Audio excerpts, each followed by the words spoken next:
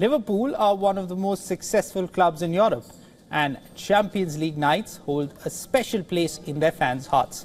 More often than not, their team produces memorable performances that make their heart swell with joy. But given their current form, ahead of the quarter-final against PSG, many fans have accepted their fate.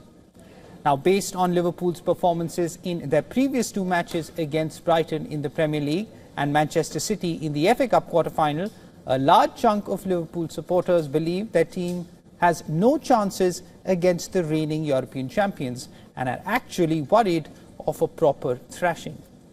However, Liverpool manager Arne Slot, who is under mounting pressure, remains hopeful that his side can rise to the occasion as they have done against Europe's elite in the past. This group has shown many times to come back after setbacks, and this club has even done it many more times. So there is where we, apart from the quality my team has, by the way, Paris Saint-Germain has a bit of quality as well, but my team have shown many times in big games, with the exception of twice at the Etihad, that we are able to compete with the best teams in Europe. And now it's up to us to show the team that we've been. It's not all doom and gloom for Liverpool. There are a couple of positives ahead of their season-defining clash against PSG.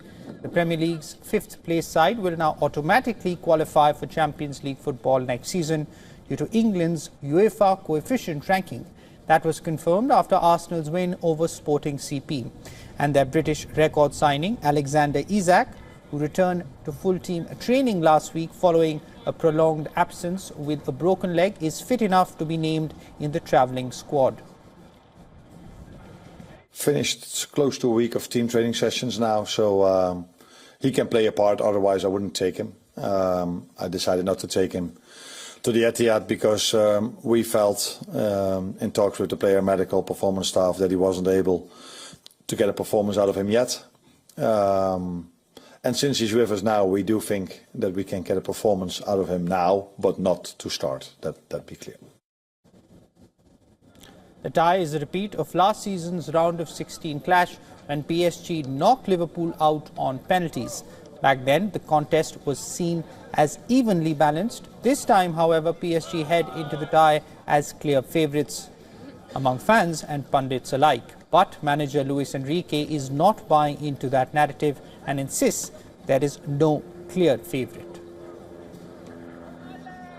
It doesn't matter who the favourite is or who says it, because in this kind of match and competition, at this level, it's impossible to have a favourite.